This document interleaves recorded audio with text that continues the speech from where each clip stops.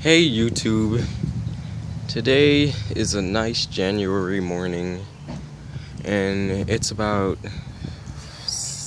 53 outside. I don't know, I'll check when I go in the car, but it's been pretty cold in Florida where I live in Coral Springs, and this is not usual, so I'm gonna do a cold start. I mean, it's not really that cold, but just to give you an example of how these cars do in cold starts, and I'm gonna give you a little update on these cars. The van hasn't been started in like 4 days because no one's been using it. This car is used today, so it's already been on today, but it was an accident on Thursday. Yeah, Thursday, and my mom backed out and hit this lady.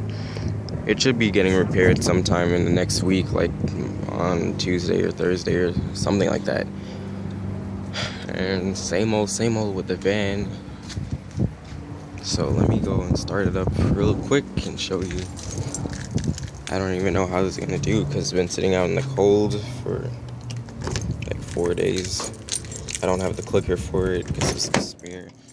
And this little key thing right here, the little key surround, it broke off. I mean, I could tell for years it was gonna break off because one day opened the passenger door and it hit this thing, and then the little rubberized thing started cracking, and eventually just cracked and cracked until it fell off.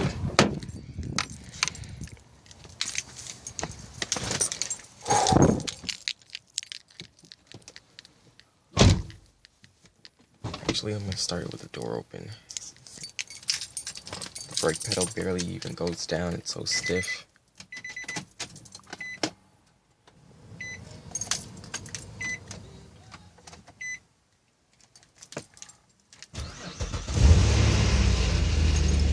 That was a pretty fast startup. Yeah, it's 60 degrees. It was actually 47 earlier this morning. You know what I should have done? I should have started the car first because that has smart key and I could have left. Okay, so what I'm gonna do is take this key off.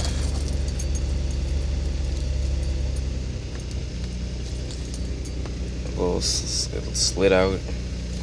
Go start the Altima.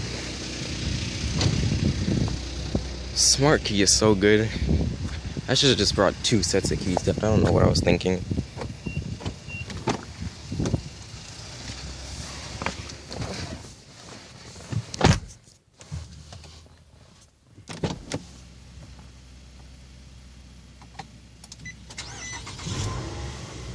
It starts up fast, but it was already on today, so this doesn't really count.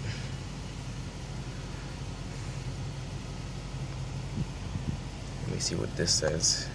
This says it's 55 degrees outside. I don't know which one is right. I should check my phone, but I'm recording on it right now. I'll open the engine on both of them.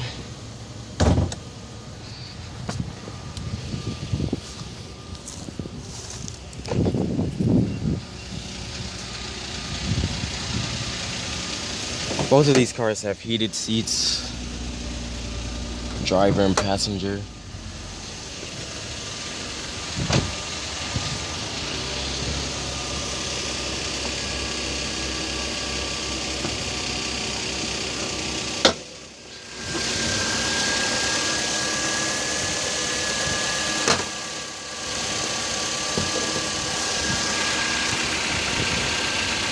This has a 2.5 liter inline 4-cylinder that produces 175 horsepower, and I'm unsure about the torque number, but I think it's 180 or 183. I might be wrong. Don't hold me to that. And this 3.5 liter V6. It has 240 horsepower. Oh wow, something's steaming. I see steam coming from somewhere. That's not good. I need to shut this off. But it has 240 horsepower, and once again, I'm unsure about the torque. Bad on my part.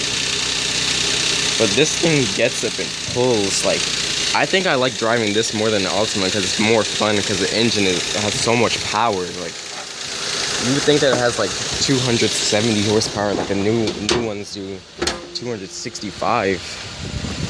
And this thing is a little bit mundane to drive at times.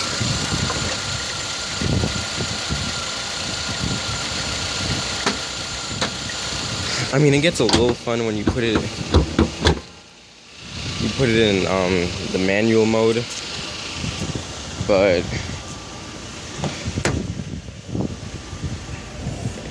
it's not that fun. Maybe if I had the V6 in the Altima, it would be fun just as well. And I'm unsure about the miles on this thing because the mileage reader like blocks out. Like, last time I checked, it was like 143, and that was like last month or 2 months ago, where I was just kicked up. Alright, so I'm gonna shut this off.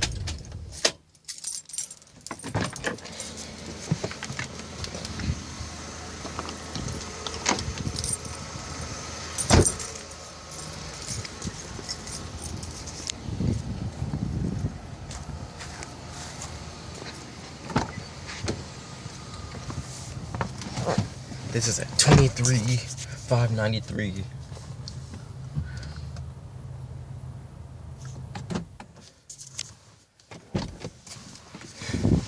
Alright, y'all. That is it.